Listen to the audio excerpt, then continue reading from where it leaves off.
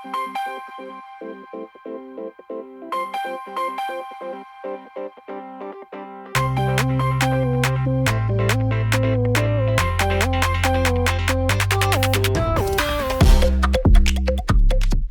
content provided in this live stream is for informational and educational purposes only and does not constitute financial investment or legal advice. Cryptocurrency investments are speculative and involve risk.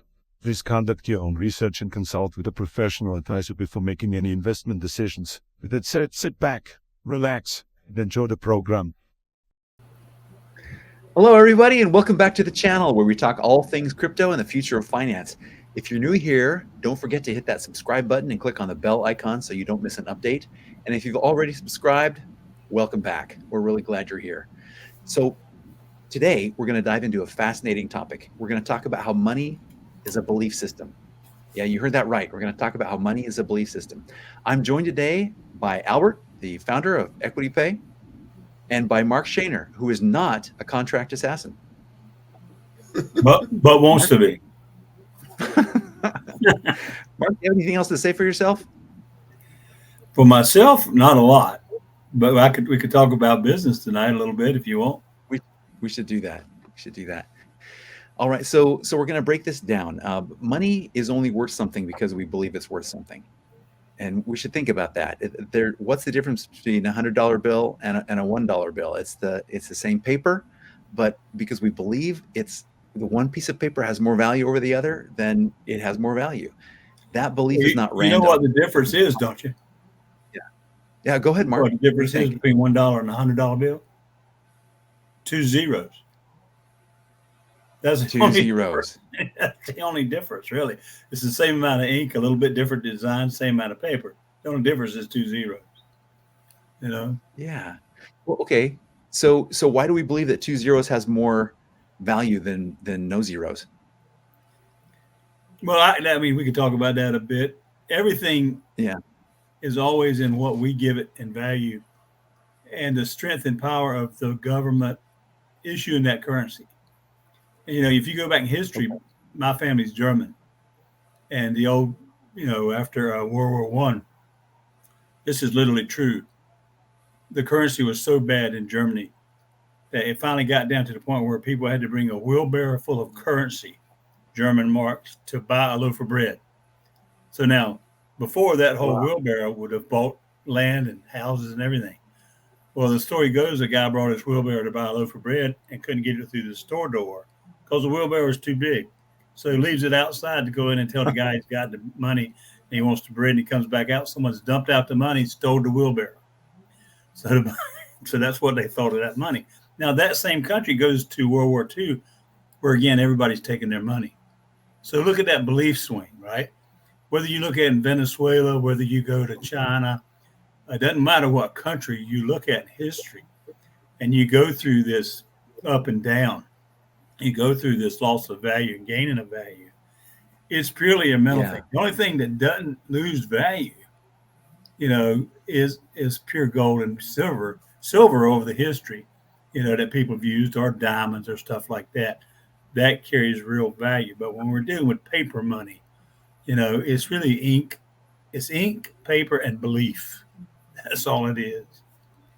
And then I would add, it's also confidence behind the government that's issuing that piece of paper on how much the people that use it are being, trusting that system.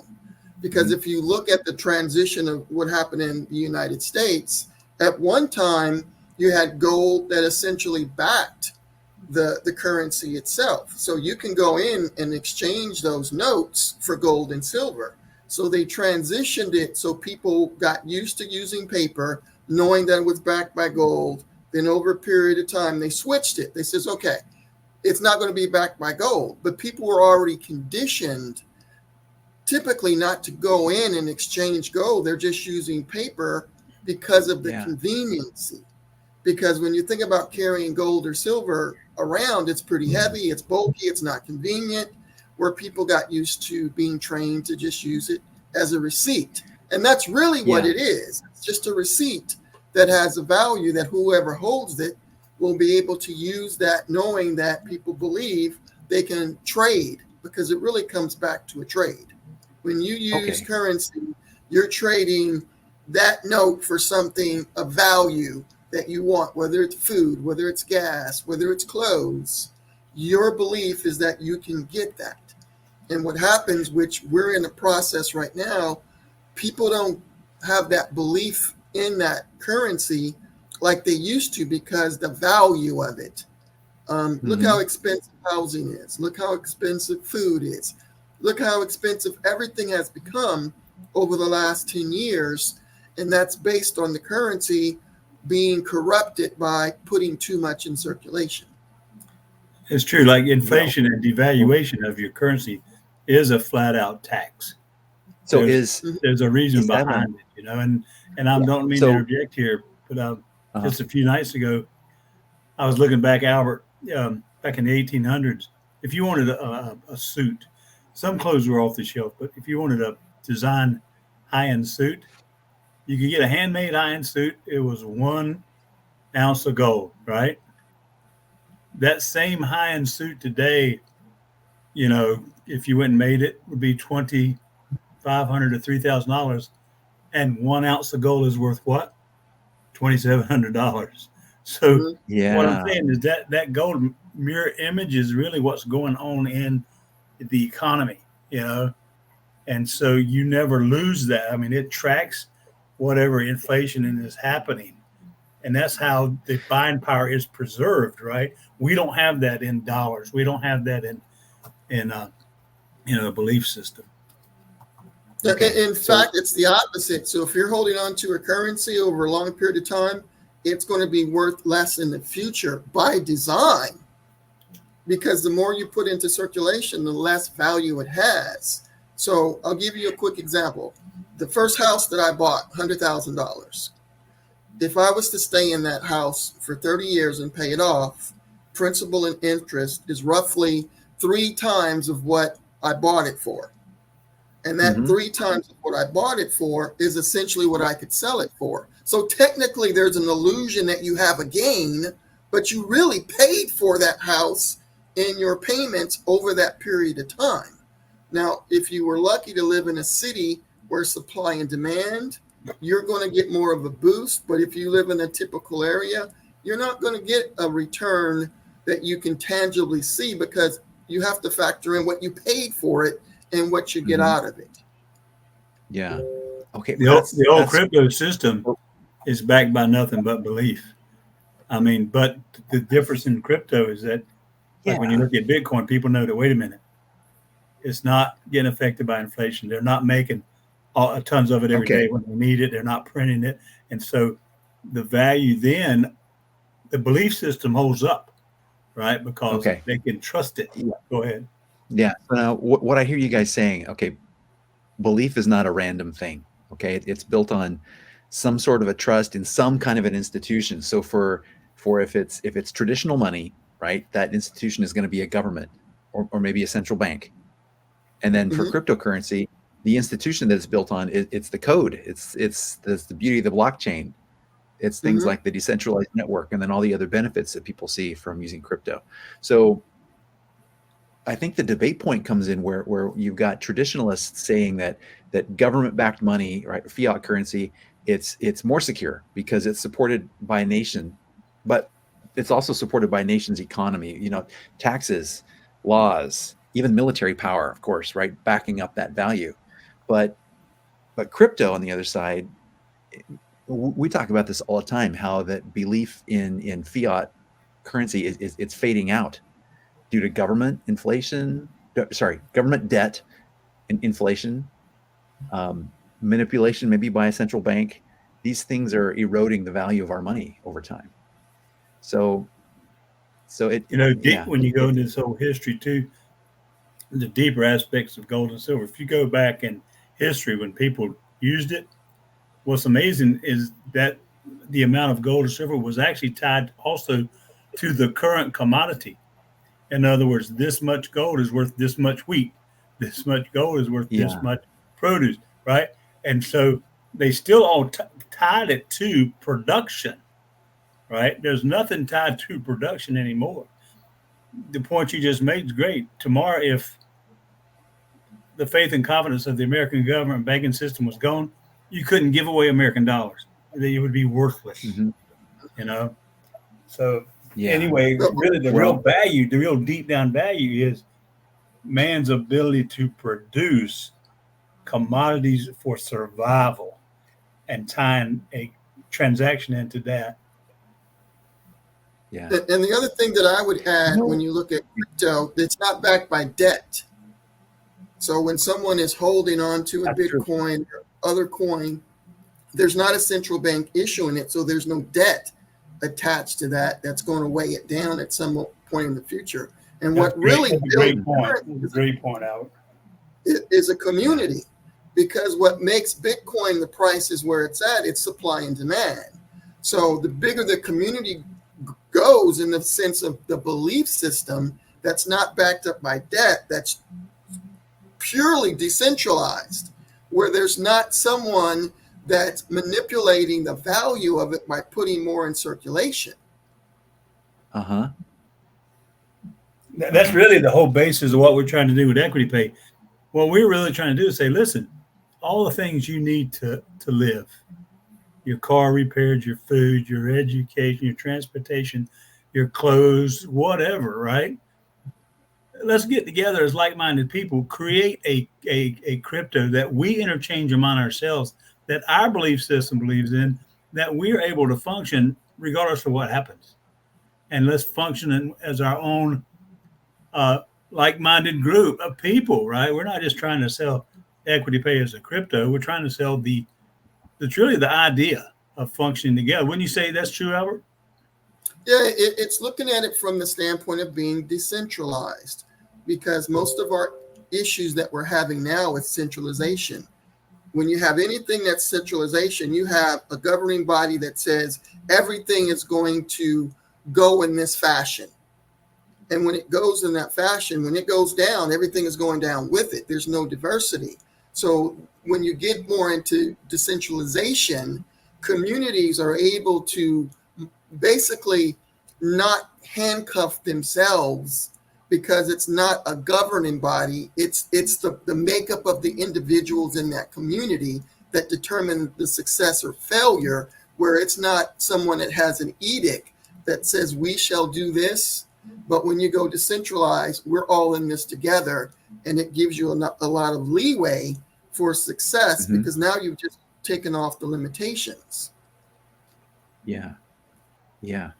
Okay. All right. And what's the cap? What's the fixed supply of EquityPay? Okay. So for example, to compare EquityPay with Bitcoin, when Bitcoin is finished doing all of its mining, there's 21 million. EquityPay is going to be 18 million. Okay. So we have a chart in our white paper that essentially breaks it down, and it works similar to Bitcoin, but we'll have less in supply. And that's really what you want, because the bigger the community that you have, it brings more value, and it has a chance to increase the price of the coin over time. I love that. So fixed supply equates for laymen like me. It means no inflation, right? No price manipulation, because we can't just print more like certain governments we all know. Right. Yeah. So what happens that a lot of people don't understand is that when we talk about mining and staking for EquityPay, that's going to go on for another 12 or 13 years. And then a lot of people say, well, what happens after that 12 or 13 years run out, where you've got 18 million coins that are in circulation? The miners still make money off of transactions, because by that time the network should be built up. Miners still have incentive, because they're going to be using their machines for doing transactions on the network. Yeah. So people make money off of mining, staking, and transaction fees. Now, Mark's got his glasses on. Which is the equivalent of somebody laying a 6-shooter on the table and telling you to ante up your poker hand. So, Mark, you got a bomb you're going to drop on us? No, I was actually looking for something that I ran across a couple of days ago. Yeah. And of course, I wrote it down. You know what? Of course, being 71, you can't might find be fun. I'm sorry, what? You know what might be fun sometime is if we just for fun, just to see what we can do, see what folks think of this. If we take if we have a little debate here and we do a pro cryptocurrency viewpoint versus a pro fiat currency crypto, just a back and forth, just a discussion, because I'm sure there's pros and cons. I feel for the person representing the fiat currency. That has to be you. I mean, sure. I'll be the straw man, because I know you guys will. So I'll try to make it a steel man though when we do that. Well, look, we are coming up. It's like representing nothingness. Well, I think just to throw this in, I think in the beginning, yeah, all fiat currencies, they work fine. But what happens is corruption and greed and manipulation starts to stick in. And then that's when it starts to go downhill. Because again, we talk about natural laws. It goes against all the natural laws for something to survive long term because of the way it's being administered. Because if you look at the United States, most of this debt's been accumulated in the last 10 years. It wasn't in the first 90 or first 100 years. It's been in the last 10 years. It's a perfect example of people not behaving in ways that are truly in their own best self-interest. Because if the government was acting in its own self-interest, if any government was acting in its own self-interest, it would have a vested interest in maintaining a stable economy. And it should be in their own self-interest. It should be in your interest. They're sent there to represent you. Right. Going back to what Al was saying, he's totally right. When the American dollar was created, it's backed by gold. It's backed by silver. You could take your dollar down, trade it in for gold. Take your dollar down, trade it in for so much silver. Yeah. The whole time it was backed up by that, it increased in value every year, just like that silver increased in value. The minute we got a central reserve started, and later they did away with the backing of gold and silver, the currency went downhill every year since the central reserve was organized. Every year its buying power has gone down. If you hired them, you would fire the hell out of them and probably put them in prison. But no, we keep them, pay them, and honor them. Right. I get off my soapbox. Yeah. Well, look, we're coming up on 20 minutes here, 17 minutes. This has been a great conversation. I think we got some more ammo here. We could just keep going. But we should probably close this one up for the night. This has been really fun. Do you guys want to say any final words, any last comments while you're thinking about that? I just want to encourage folks, well, let me ask you, people who are watching this, what do you believe in? Do you believe in fiat currency? Do you believe in cryptocurrency? Please drop your thoughts below. We read through all the comments. There's some key takeaways here that we're going to come back to. But if this kind of content gets you thinking, make sure you hit that like button. It really helps our channel out a lot. And if you want to dive deeper into the future of currency and money and transactional power, subscribe and tune in so you guys don't miss our next video. We're looking forward to seeing you again next week. So thanks for tuning in. So folks, Albert, Mark, what else do you guys have for us tonight? I'll go first. Albert, final word. Yeah, I'll go first. Albert can finish up. Albert and I were talking while you were on break about how crazy the world is right now. The reason people can't pay attention to anything is there's a catastrophe happening every other day. Right. Used to, if someone got an attempted assassination, that'd be in your paper for 6 months. Now it's over in 2 days because you have another catastrophe, right? So people can't even pay attention to what's going on. They can't even decide what the best thing to do with their money is. How do I survive? I read something the other night, and it gets off base a little bit because it's more of a spiritual nature, but I thought it was great. And it said this, it said, pay attention to what the Lord requires of you and let the balance go. He will take care of that if you will acknowledge his hand in all things. We just need to acknowledge, that there is a divine guidance in what we do. And we need to tune into that and not let the world distract us. Tune into what. That's right. We're down to survival. See, it ain't thriving anymore. We need to survive. So that's my piece. Thanks, Mark. Okay, and then I'll add my 2 cents in to build upon what Mark said. The world is going through a transformation. If we don't evolve in how we behave in the future, it's going to be difficult to survive. And that difficulty is going to be based on how you are able to bring value to the world. Because technology is creating less jobs, not more jobs. People that are retiring right now on whatever income from Social Security or what they have in their retirement, if inflation continues to go at the rate that it is, in a couple of years, they're not going to really be able to truly retire because they won't have enough money because the buying power. We can look at the last 2 years. Look how expensive it is to go in and buy food. Look at gasoline prices. Any kind of a disaster that can come along, like these hurricanes in Florida, can alter your life at any given time. But the point is that we need to be more decentralized in how we think. We need to be more self-governed, meaning we don't want to rely on external forces to tell us how to live our lives and what to do. We have to take responsibility on how we treat ourselves and treat others. And that's the true value of anything, is how you're able to treat yourself and treat others, especially in this time that we're living right now. That's the true currency. Yeah. Thanks a lot, Albert. Thanks, Mark. Yeah, and this is the new motto right here.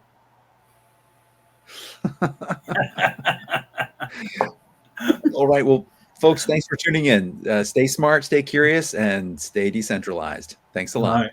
Thanks a lot, man. Nice talking to you.